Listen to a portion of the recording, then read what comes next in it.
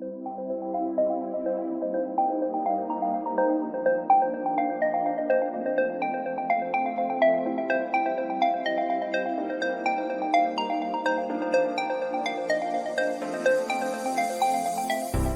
sentient beings from all known universes and beyond. It's time to activate your cranial downlinks and prepare to receive a raft of discussion on a cosmic ocean of science fiction and fantasy topics, interviews with local area genre devotees, and insightful prognostication by our soothsayers of science fiction, our forecasters of fantasy, and any other beings that happen to get caught in our gravity well. This is the Galactic Driftwood Podcast.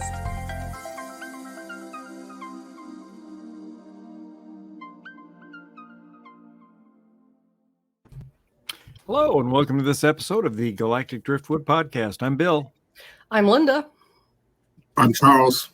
I'm Seth. And I'm Chris. And I'm Mark. He's Mark. We have Mark Mitchell joining us again to talk about all things Star Trek Picard and maybe some other Star Trek news as well. So welcome, Mark. Thanks for joining us today. It's always a pleasure. I enjoy talking about one of my favorite series of all time. So, it's grown and grown and grown, right? Yep. Right. Yes. Yeah.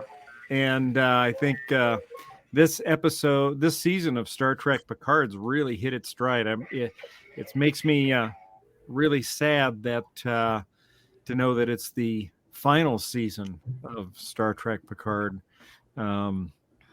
because it's just got so much going on.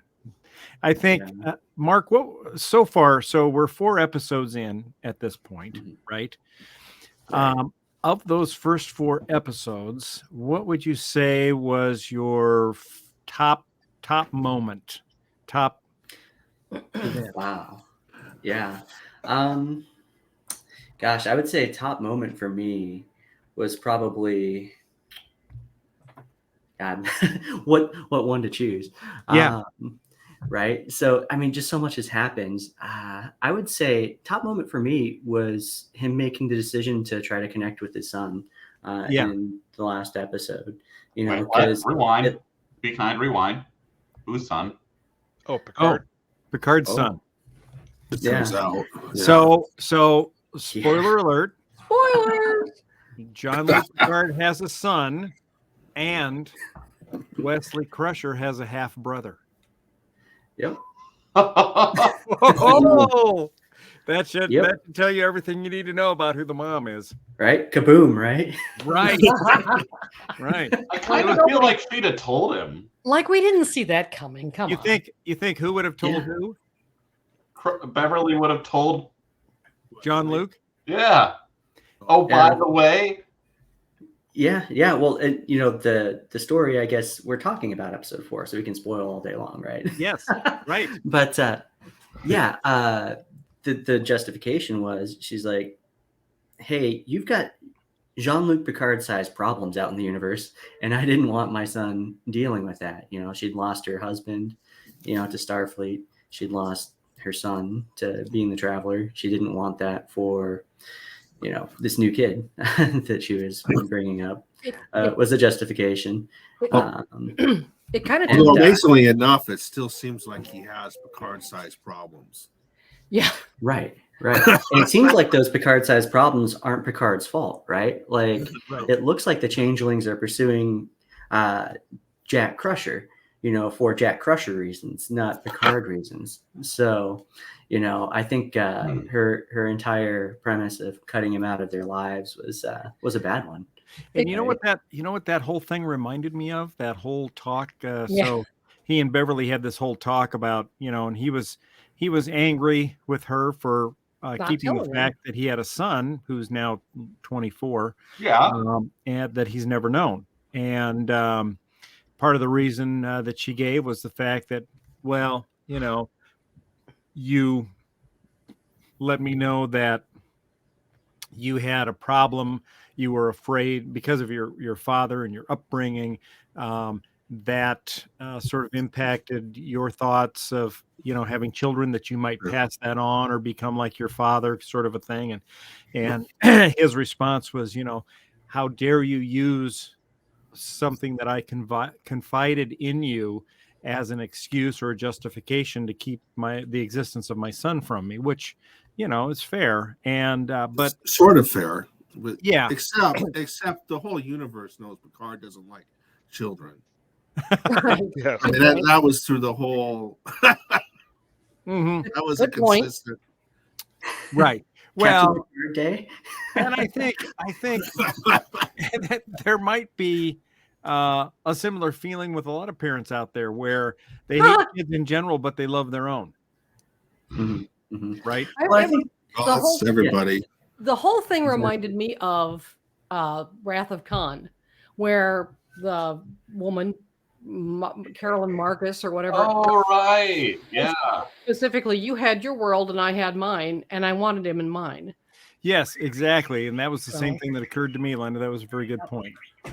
But for his entire life, for this kid's entire life, wouldn't Picard have just been chilling out on a cool freaking vineyard? Pretty much. Mostly. Well, and in fairness to Beverly, she gave her son, told him who his father was, and said, "You're welcome to go meet him and interact with him." Now, Beverly thinks that he chose not to do so of his own free will, that he wasn't interested in a relationship with his father.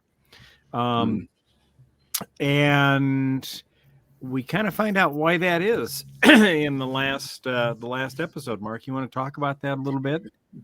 Yeah. So, it's an unfair setup, I think, from Picard's perspective, right? Yeah. But he's sitting at, was it 10 forward?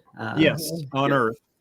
The on Earth 10 forward bar, and a bunch of cadets had come up to him and were kind of asking him to tell different tales of his awesome adventures, right? And so he's kind of going through that, and he's in Picard the presenter mode, right? And trying to be the inspiring leader, because these are a bunch of cadets, right? He wants to talk about the glory of the job and how how fulfilling it is and all that stuff. And this guy in the background, we see that it's his son. Obviously, Picard doesn't know that because reasons, but and he's wearing a baseball cap and kind of trying to be incognito a bit. Right. Yeah. So this guy says, what about family? What about that kind of thing? And then Picard considers for a second, and then he says, "Young man, Starfleet is the only family I've ever needed." And that kind of shuts him down, right? from going on. But and all the cadets are like, "Oh yeah, let's go." Yeah, I mean, he's not really going in there about how it's literally true. His crew is literally his family, at least during the years we watched. Well, and what's a guy who's 70 or 500 or whatever age he is at that time, right, gonna say about not having a family to a stranger in a bar, right? It's like, yeah, sure do you regret not doing that. Right. So it was a bad setup. All right, all you kids, you should know that I've totally committed my life to this, and now I don't know if I can have regrets or not. No regrets. Yeah, I would think so. To answer the question I gave you, Mark, I think my favorite moment this season was when Raffi met Worf and realized Worf was her handler, and she meets him, and he's kind of like, what was that? What was that guy in Kill Bill? Was it Pai Mei, the Chinese trainer for? Yeah. He's kind of like the Pai Mei of Star Wars. He's you mean Star Trek? I mean Star Trek. Yeah, well, of Star Wars too, actually. You just about got us in big trouble. Better bleep that out. People will be like, "What did he say?" Probably something horrible, and it would be true. She discovered these lightsabers. Yeah. And Right. after that, Galactic Driftwood was canceled. The public backlash was too much. Yes. But Yes. yeah. So that was my favorite part is the appearance of Worf there, and he looks really good. I think. I have been waiting to see Michael Dorn again for quite a while. I'm excited about watching it. Oh yeah, he looks bad effing ass in this season, and yeah, there's a good shot of him. And Yeah. I was thinking, I would like to see a spinoff with Worf and Raffi. That would be interesting. They've got a good dynamic going between the two of them. They could, do. and Worf evidently has some handler as well that he's working with, and makes me think that both he and Raffi are probably part of Section 31 already. So wouldn't that be great if they were teamed up with Empress Giorgio, Michelle Yeoh, That would be fascinating. in a new series? Oh my God! And they could even bring in 7 of 9 because Seven and Raffi have a kind of a thing going. Is Giorgio still alive? Oh yeah. What wasn't she human? She's Yes. Terran. Well, How she would was she Karen, but how human would she Karen. be alive? Well, so because Seth, How what do you happened know? was she Did was you not on watch Discovery? she was on Discovery Yeah. when they went 1,300 years into the future, Uh-huh. and she started to demolecularize Uh-huh. because you remember that? Yeah, I know all this. Okay. But did she go They back can drop her wherever they want. This is Yeah. hard. time or back to Well, her original so time? we don't know for sure. All we saw was that she jumped into the Guardian of Forever. Right. you They And don't could really know go anything. anywhere with her. But they could go anywhere with her, which is why Yeah. it's kind of exciting to think of, Well- well, you could take that and do Yeah. a whole Section 31 No, series no, with those characters. you can't. They had to, from what I understand, they had to return her to her time because she couldn't be both from another universe and from a different time. You're not the only ones that are thinking this. Okay, but Well, from a Seth, fan perspective, too, But- I freaking yeah. love her. Yeah. but 2 things I can say to that, Seth. One, we don't know all of the powers of the Guardian of Forever. He could change her molecular structure so that she could survive just fine in a different time frame. True. Also, writers can do whatever the hell they want. I Yeah, know they exactly. can do whatever the hell they want, Which but I is a smart thought man. you were confirming that she was there. By doing what? I thought you were confirming that she had showed up in Picard. Oh no, not yet. Well, then, No, what we're do you mean not speculating. yet? Have you heard her name? We're just speculating. He was speculating. Everything's Well, fine. I'm saying this is what I would love to see. Okay, that's fine. You I confused thought me. that was clear to everybody, I think, Seth. Yes. Not to me. Well, Well, Seth, you missed it. focus on the show. Put those away. The Right. finger with your middle Nobody fingers. knows written that all unless over you it. intend to use them, mister. So I have a question. So I haven't watched this yet. Okay. But is this the same son? Because didn't Picard have a son in the Next Generation as well? Picard had a clone, a Romulan clone in Right.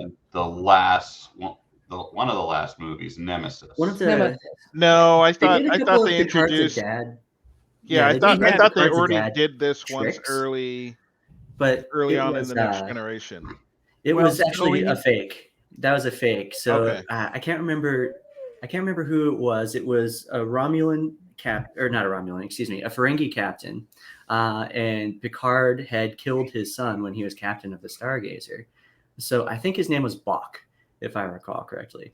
But Bok then found some human kid and did a little bit of sloppy genetic manipulation to make it look like he would potentially, or that he was Picard's son. And then he kidnapped this kid, right? Or did something and used it to lure Picard out, to try to trap him, right?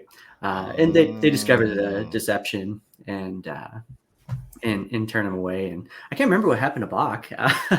Honestly, if he ended up dying or what the deal was there.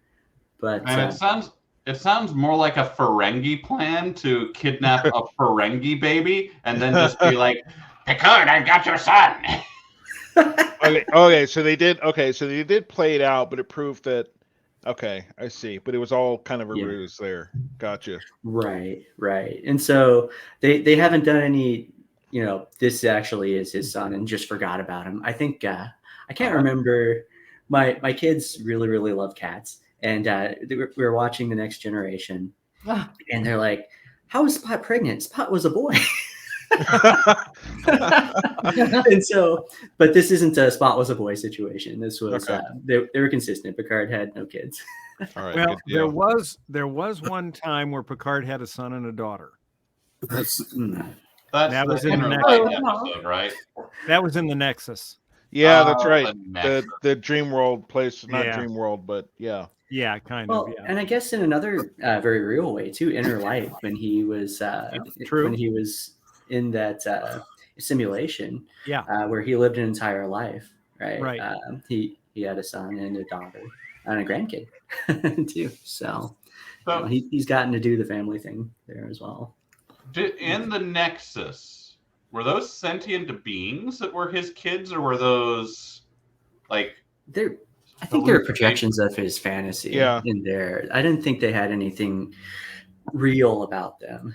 Yeah, they were the illusion children, essentially. Yeah, because you could go from different moments throughout, however, like your mind wanted to do. Because Kirk talked about it a little bit. Like he was like, I don't know, I was like standing here making breakfast, and then I was out here doing this or whatever. Mhm. So yeah, the Nexus was weird.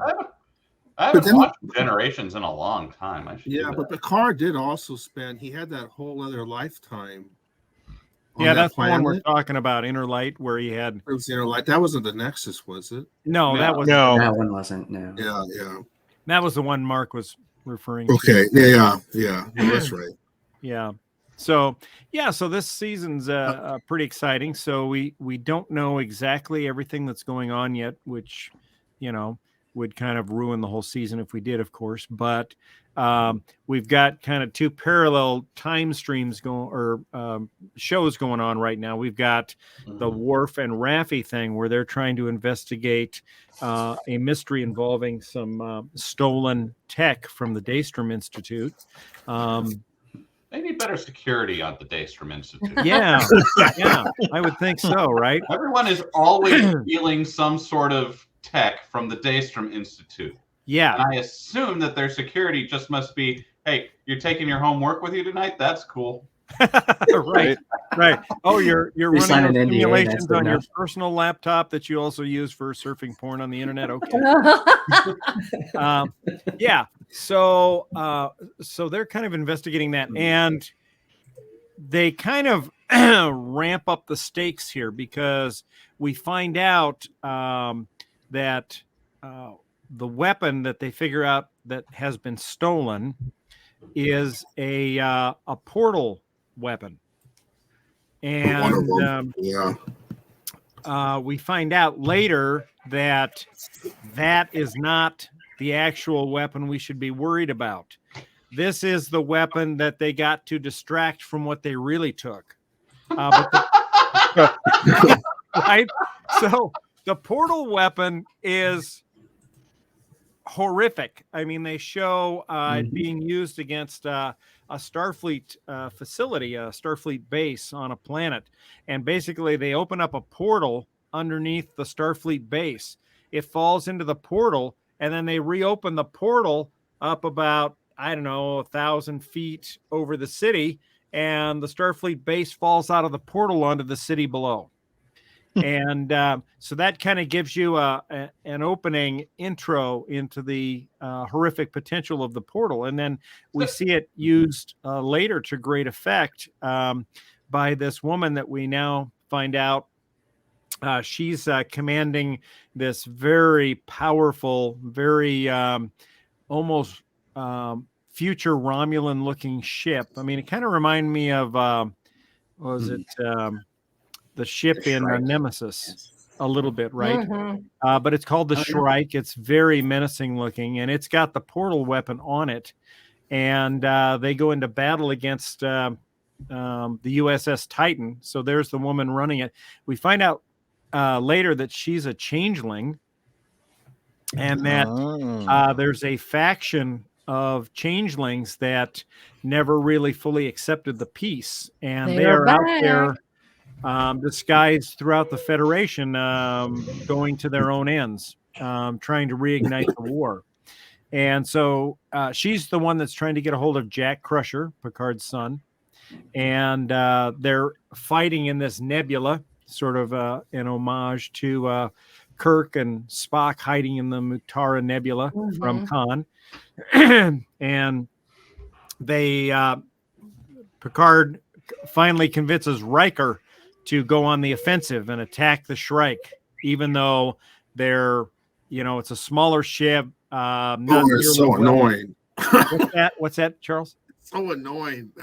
But the fact that Riker because Riker had to move in the Next Generation, right, where they beam the Enterprise into two places at once. Yeah, right. The Riker maneuver. It was the Riker maneuver.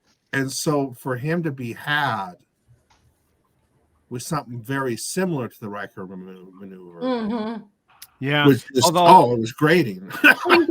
He's old. Although, he hadn't. He's old and depressed. Yeah. None of them had seen the portal weapon up to that point, right? They didn't know that the Shrike had it. And so anyway, in this battle scene, the Titan gets the upper hand, kind of surprises the Shrike, and they fire 4 photons at it. Well, the Shrike opens up a portal in front of itself. The 4 photons go in, and then it opens up a portal right behind the Titan, and the 4 photons come out and smash into the Titan. So not good at all. Yeah. The only thing I could think when that was happening too was, and now they're thinking with portals. Yeah, you're right. Yeah. They didn't rob that from the Daystrom Institute. They just took it from Black Mesa. Oh, very my gosh. possibly. Yeah. Yeah. It was. Yeah. Well, Also, how did those guys sneak in anywhere to steal anything? I know. Yeah, right. They kind of stick out. Yeah. I mean, if you got shapeshifters, right, you can change and look like anybody. That's fair, but are they all shapeshifters there? Because we don't know that. We only know that the commander is. We don't know who. But I think the numbers for this rogue faction aren't going to be huge either, right? We know that. Muscle. She had an with Wile E. Coyote. Wile E. Coyote. Who actually wants to leave your planet where you're just chilling out liquid all day? Just like, as long as you got your bucket. You don't need a bucket on the planet. That's even better. Well, no, you want a little private time. You want a little private time in your bucket. Private time in your bucket. Yeah, I have some shape-shifting Labradors causing me problems here. They're actually they're not shape-shifting. They're shape-shifting their toys into a pile of goo. I was going to say, I thought the problem is that they don't change into any other shapes other than Labradors. Right. Let's talk a little bit about this guy. Oh, yes. Yes. He is fantastic. So this is the captain of the Titan. The captain of the Titan, right? Okay. Yep. And Shaw is his name. Yep. Oh, hold up! One quick show of hands. Who hasn't seen season 3 yet in this group? Okay. Just our 2. Okay. Right on. Yeah, this guy. He needs some context, right? Oh, yeah. Why don't you go ahead, Mark? Why don't you? Yeah. He's fun. Yeah. Yes. So Picard and Riker, right? The season gets set up, and they're like, okay, we got to go on this adventure. Beverly has sent a distress signal of some way, was able to get a message to Jean-Luc, and Jean-Luc is getting the band back together. He's like, hey, how do I get out there? And she says specifically, do not involve Starfleet. So he's like, all right, well, I can contact Will. He'll keep this on the DL for me. Right. And first thing he does is go to Starfleet. there has to be an alarm somewhere in Starfleet when Picard reaches out to one of his former crewmates. Yeah, exactly. Right, they just got all those monitored everywhere. I think for Starfleet, that would probably be a good security decision. Right. Like, as a side note, he's a little rogue these days. Well, it's just that whenever he makes contact with one of his former shipmates, usually something galactically bad is going down. Right. I mean, that's a good point. I mean, that should be true for any former captain of the Enterprise. That's true. Look They at reach Kirk. out to their former crewmates, Yep. sound the alarm, bring in security, find out what's going down. Something's up. Anyways, I should probably. Are we trying to get towards Captain Shaw here? Yes, yeah. Go ahead. Yes. So anyway, Will's like, all right, well, let's just hitch a ride on a ship. And so they hitch a ride on the Titan, which is Shaw's ship. And Shaw he's none too happy to have a couple of relics on board, taking a joyride on his ship, right? And so he's like, no, this is what we're doing. We are fighting them on every step of the way. And when they first arrive on the Titan, they're greeted by 7 of 9, which is Shaw's first officer, which is kind of cool. But anyway, she's like, okay, the captain couldn't be here. He's busy with something. I forget what it was. So then she's like, okay, well, there's a meal with this guy a little bit later. So Riker and Picard go and come to the captain's reception room, whatever, and the captain is already eating. I would say scornfully. Yeah. Scornfully. Yeah, they basically ask, "Are we late?" And he goes, "Oh no, it's just that your reputation's preceded you by so much. I started eating." Oh, what a jerk! Wow. Oh yeah. Yeah. He is. Yeah. Oh my God, he is so bad. He is so angry and disgruntled. Sarcastic. And they want to take, not to rain on Mark's description. No, please carry on. But yeah, they want to take the ship and go to the edge of Federation space because that's where Beverly sent her coordinates from. Of course, they don't tell him that's why they're going there. They make up some excuse. We want to go to this starbase. We want to make a run there and back. Test out the new engines, warp 9.99 or something, and have a really good record that we can laud for this upcoming event called Frontier Days, where it's a celebration of exploring the new frontier, kind of a thing. He wasn't having any of that crap. No. I was going to say, let me guess, he didn't buy it. No, he didn't buy it. He said, "No, we're not doing that. We are not going to be." He said, "This is going to be a very dull and boring trip. We are not going to be engaging in any firefights. In the opposite direction. Battles. We're not going to be crashing the ship either intentionally or unintentionally. All this kind of stuff." So And, he's calling them out for all of their antics, all of their Everything. bullshit. Yep. And says, look, while you're here, this is routine. This is right. step 1, step 2, step 3, done.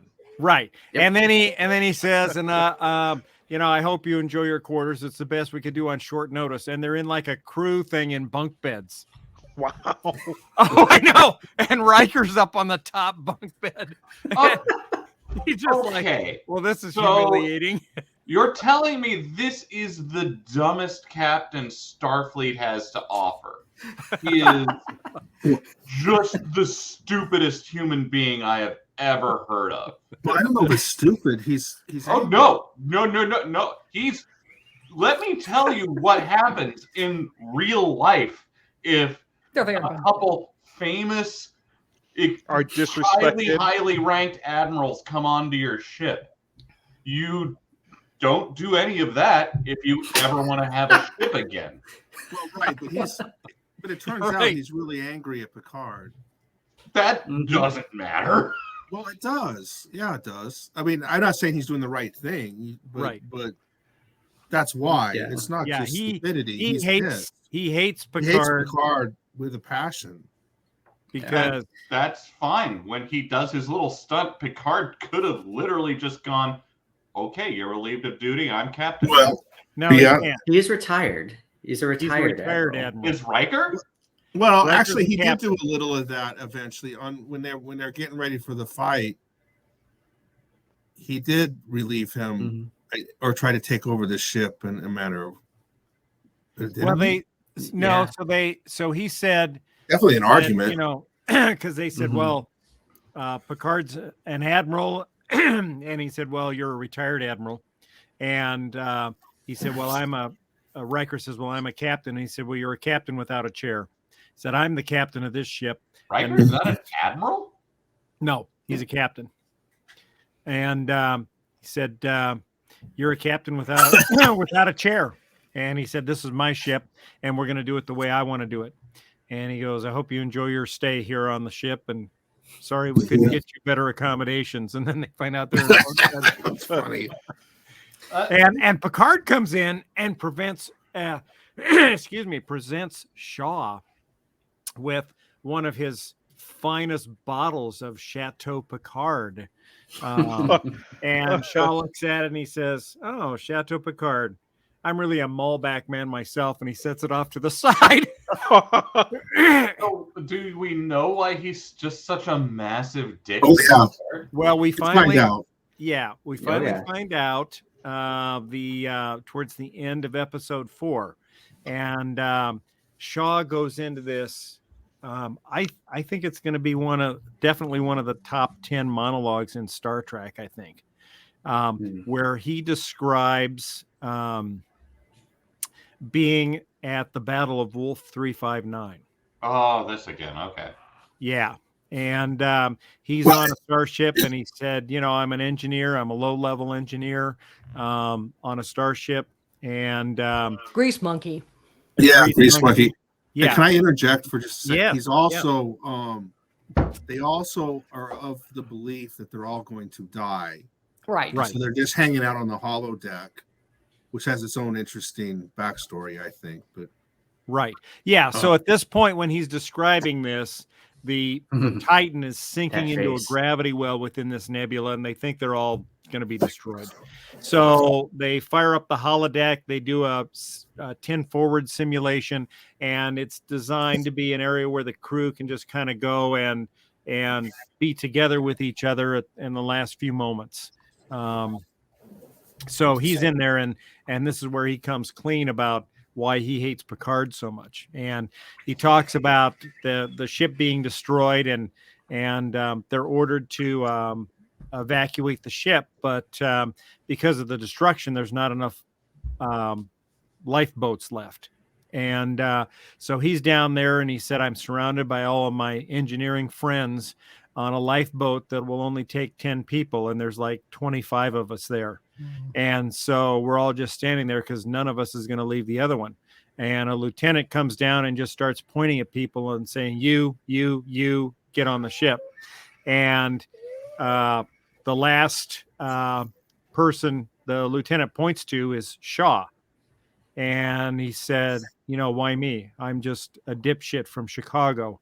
But she doesn't select herself, obviously. She selects the 10 of us, and we get on and we're saved. And why did we live and everybody else died? And it's really a fabulous monologue. And Survivor's guilt. Yeah. And you can tell he just despises Picard for the fact that he's had to live with that for 20 some years, right? And so at that point, you really can see where he's coming from and why he is the way he is, and why he has this anger and hostility towards them.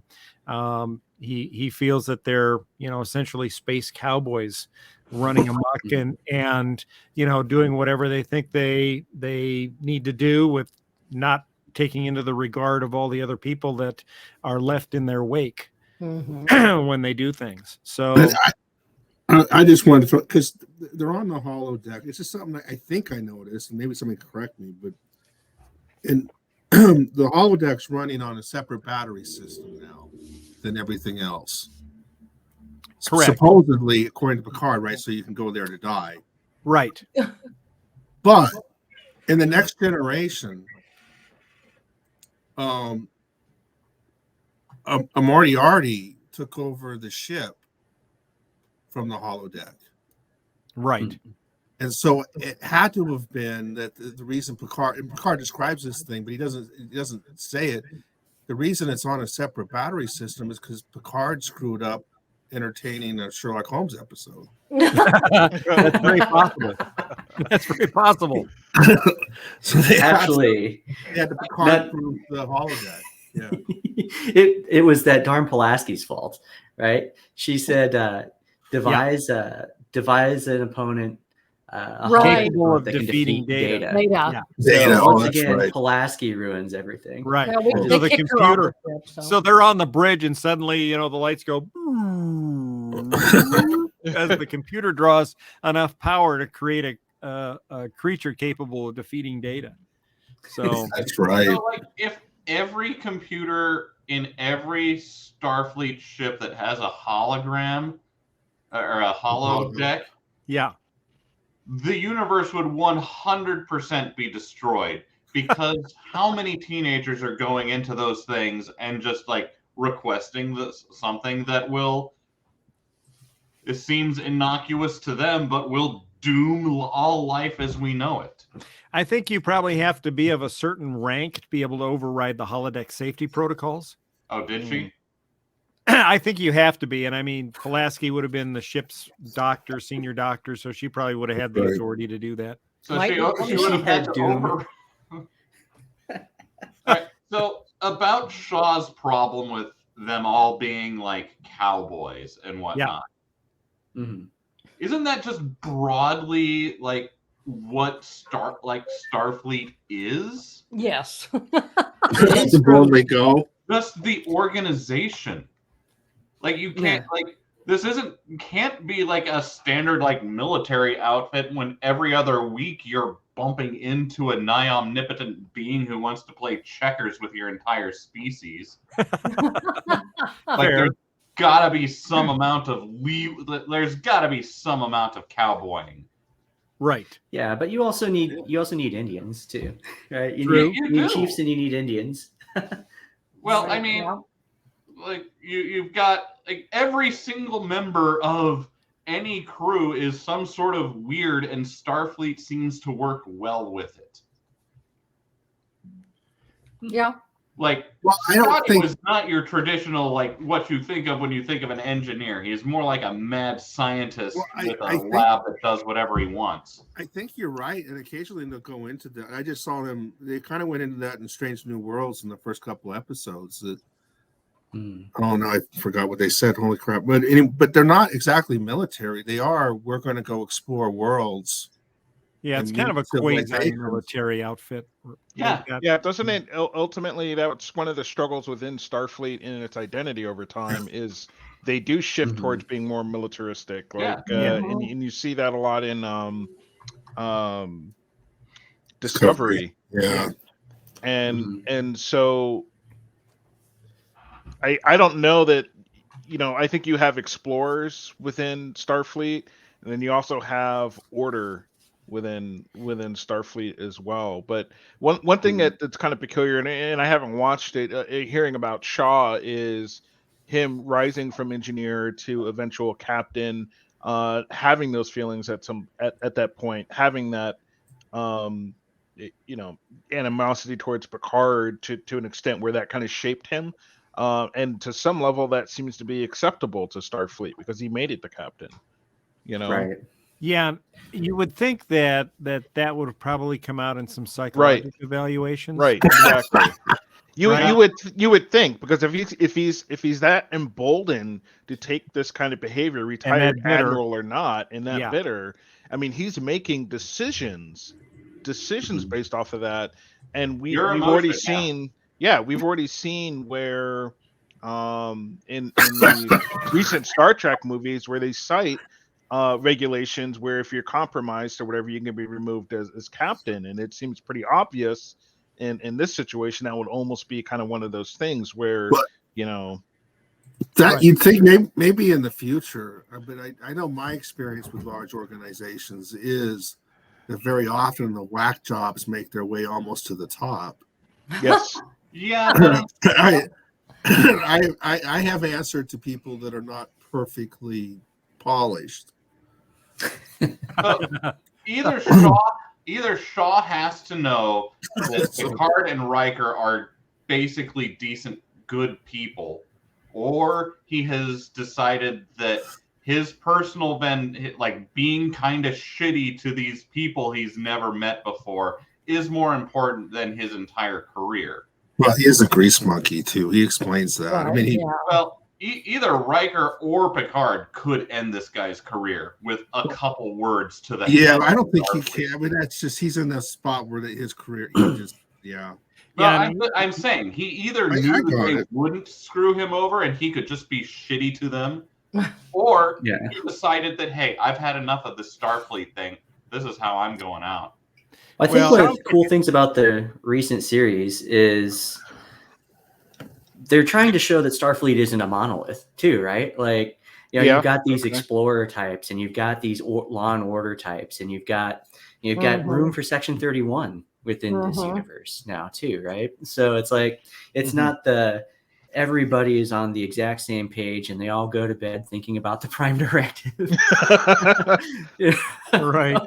They're like, hey, we all have different ideas of what this is, and kind of that interplay between, hey, is this military, is this exploration, is this, it almost gives you different groups within Starfleet to root for. You either want the Law and Order types, the military types to jump in and deal with a problem. You either want the exploratory type of view, or you want Section 31 to come in there and just handle it, right? Right. Dude, that's a pretty good idea. We could have different Star Trek series that explore the different sides of Starfleet. Well, they kind of was happening. Just to full circle back to Bill's point of doing something with Section 31 and pulling some of these characters that we have seen kind of go along that edge. You could run with that. I like it. Yeah. Well, I remember, because I was thinking about this watching the Picard when back in the Next Generation, Picard, I don't remember which episode or what, but he gave a little spiel to somebody that their mission statement was more than just a mission. It was a philosophy and a way of life. And I remember that he gave that speech right about the time I'm starting college or whatever, and I was getting introduced to philosophy and things like mission statements. Well, so Picard is the example of somebody who he's taken all the Starfleet propaganda to heart. Mm-hmm. And you can't expect the other people to have done that. He's a true believer, right? He's a true believer. Yeah. It's and so otherwise, I don't think the guy that came up as the grease monkey, the way he put it, that he's not going to be a true believer. Yeah. Right. Yeah. Yeah, it's a job, one that he takes seriously too, right? Because and he definitely takes it seriously. Yeah, but his crew, no, he admits at some point that he's an asshole or something like that, or a jerk, or right at the end of that monologue that we he goes, his crew looks at him like, oh my god, did you just do that, dude? He's like, he apologizes and says at some point, anger became a substitute for charm or something like that. Yeah. God, no, it can't. That's not a thing that works. Right. Yeah. Right. I've never preferred to be around an angry person rather than a charming person. Well, I think he says in his life, he's implying that, he substituted anger for charm after the Wolf 359 battle. So, but yeah, and I love all the callbacks to the original series. I mean, you see props throughout that we've seen in other shows. You see in Seven's quarters, she's got one of the games that they played on Voyager. They've got there was a huge reference to Encounter at Farpoint in the last episode. Really? Wow. The creatures, yeah. So it turns out that nebula that they're in is really a womb, and Weird. yeah, and so it's gives birth to these space creatures that are, like babies of the ones that we saw Encounter at Farpoint. So it's very interesting, and but there's a lot of cool callbacks in that. You see a lot of items. The Odo's bucket. Yeah, we see it's. Oh, really? Holy smokes! Not necessarily Odo's bucket, but it's a bucket identical to Odo's. That there's a. I think it's gross. There's residue at the bottom. Yeah, there's a bucket that's exactly like Odo's that a saboteur changeling on board the Titan is using. And so they grab the bucket because there's some residue in the bottom. Residue? Yeah, that they're going to try to scan so they can try to identify what form that shapeshifter has taken so they can track it down. But man, cleaning out your bucket's gotta be like washing the sheets for a changeling, right? You would think. Yeah. Because you're a liquid. You go about your day, stuff is getting into you and just like into you. And so when you like sleep in your bucket at night, it all settles. Right. Right. That's really gross. Yeah. I'm glad I could discuss you guys today. Oh God. Do they have a comparison of what it looked like to be a changeling? Like the Odo goo versus the current goo, because the current goo is way grosser looking. Oh, way more disgusting. Oh, they changed how they animate the changelings. Yeah. Yes. It's no longer just like the amorphous early '90s CGI blob. No, they put that in exquisite detail. This is gross. God, are they not like sci-fi goo? Are they like some sort of weird pulsating flesh that goes? It's like a combination of flesh and blood and. Oh wait, here's one. It's crustier. Guts and. It's not okay. No. These are real bad changelings. Look how gross they are. Well, yeah. I'm looking through some scenes now, and I'm just like I'm cringing just a little bit because there's a guy this guy has been prevented from getting into his bucket, so he's about to. They're trying to get him to confess to what they stole from the Daystrom Institute. So he's about to go uncontrolled goo here. Exploding goo. Yeah. But yeah, it's pretty disgusting. I'm surprised Zach's been okay with it. He probably looks away. He's got his laptop. I'm really sad that since they're like revisiting changelings, that we can't see any Renee Aberjonis. I know, isn't that sad? But we did see his picture in the last. Chris just watched something unpleasant. I can see it in his glasses. He's like, oh. All right, so changelings are different. Got it. There you go.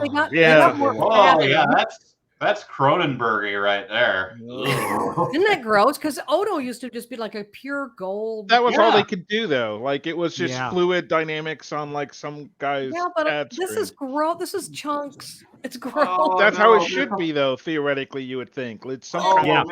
So more accurate, less. In DS9, we see the changeling homeworld and just like the ocean of changelings. But in there, it's the 90s, like, oh, it's a computer generated liquid stuff.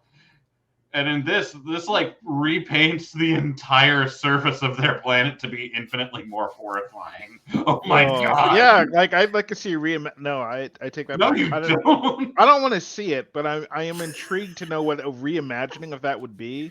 And now I'm tempted to throw that into like some kind of computer generative AI thing. I'll tell you right now what you're going to kind of be looking at, because the old changeling world was all like water and it was just like jet waves of changeling. Yep. This changeling world would be more pulsing. A A little bit probably just like some sort of surface of oily tension across the top. Oh, Did I bring this up? I'm sorry. Someone brought up how the changelings were more disgusting, and man. That's not the point. So I'm hearing it's definitely good to check out season 3 of Picard. Not that I had no plans to, I just haven't started it yet. Yeah, no, it's definitely recommended. It's by far, in my mind, I don't know. What do you think, Mark? Charles? Yeah, I think out of the Picard seasons, I really like this one because the former crew of the Enterprise, Enterprise D, they're just all over this one, and they're wrapping up. They're doing a lot of checking in with them in this one, more so than they had even before in the first season. I have a soft spot though, so I don't know if I'm a good. It just seems like I like. There's a lot of places where like Picard's bored on. He's going to move, but he wants an adventure, and so they always do these throwbacks to like a Sherlock Holmes or also to like the Odyssey a little bit. He wants to go on an adventure, and it's a references to stuff that happened in the Next Generation. It's just kind of fun to watch. I don't know if you hadn't seen a Next Generation or hadn't kind of grown up with Picard, because I was just thinking about it. Picard showed up when I was 16 or something, right? Yeah. And if it would be as enjoyable, I don't know. So my takeaways then for season 3 is Starfleet security still sucks. Yes. Yeah. Daystrom Institute, it needs some security overhauls. Yeah. So there's definitely some security issues. Picard wants to destroy another ship, gets told no. Worf is back, he's badass, and maybe should be, if he's not already, part of like a Section 31. And Picard may have children out there in the universe that he's not aware of. Again. Apparently. Yes. But this one's no fakie. It got it from mom's mouth herself. I mean, it wasn't being told by an angry Ferengi captain this time. But hey, there's another, just kind of, because his story he tells about being on where they snuck away from whatever ship they were on to go hang out with some gals. Yeah. That was with her husband that died, right? Jack. Yeah, Jack. Yeah. So he tells a story about how they're going to go get laid. Him and his best friend at the time, which is her deceased husband. Mm-hmm. I don't know. It's just wow. Yeah. And how it kind of went sideways, right? Like they disabled all of the safety features on the thing so they couldn't be tracked, and then something goes wrong in space and they have to freaking limp back to safety. But that also might play into he may have other sons out there. Well, I would kind of be surprised if there wasn't just a whole planet of Picard clones out there that Q made for just a weekend lark and then left. Oh my gosh. Q when he was on a bender. I mean, he took Picard's girlfriend on a trip around which quadrant did he take her to?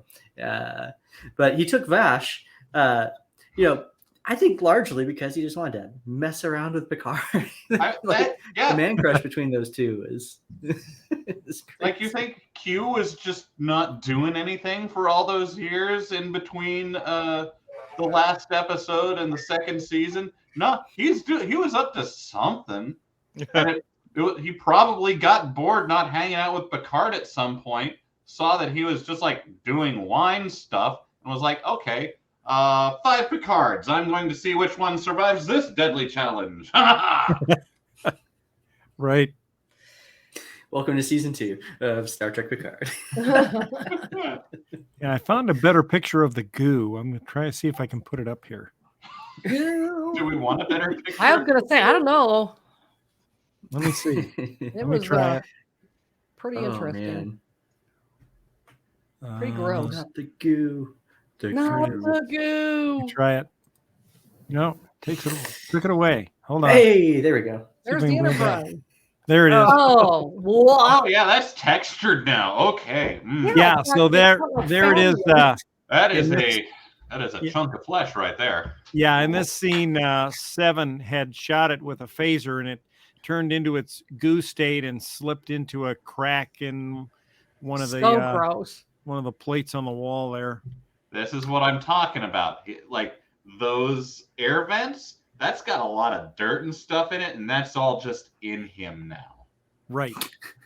Ew. That's the residue at the bottom of the bucket. Well, I mean, think about remember the sticky hands or the goo balls that they sold in the quarter machines? Yep. Just like how filthy those would get after 10 minutes of just lightly playing with them. That's a changeling all the time. Never thought of it that way. Changelings, couldn't they make their surface so that it repelled dirt? Well, stop. I mean, Maybe not when they're in liquid, When they're in a though. liquid Yeah. state and they've got to get through that vent, True. you're gonna pick up some of the stuff that's on that vent, and it's all human, flaked off human skin. Yes. Well, that would explain the hatred for us. I mean, if we just stayed on their weird planet, they wouldn't have to worry about it. Right. All right. Well, so I think 2 thumbs up for this season so far. Everybody that's seen it. Yeah. Absolutely. Yes. All right. Can't wait. I can't wait for the next episode. Seriously. Yeah, I know. All right. Like, Well, check it out.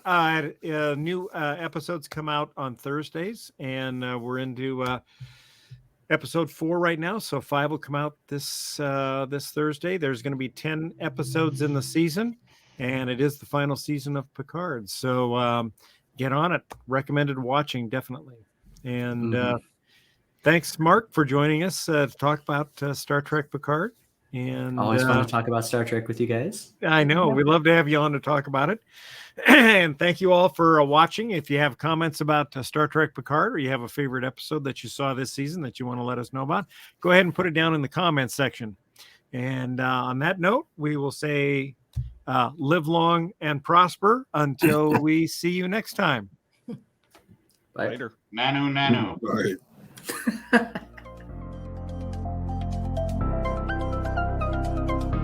Thanks for listening to this episode of the Galactic Driftwood Podcast. For more information and past episodes, please visit our website at galacticdriftwood.space or subscribe to us on YouTube. And now, please deactivate your cranial downlinks, collect your towels, and be sure to watch your step as you exit our gravity well.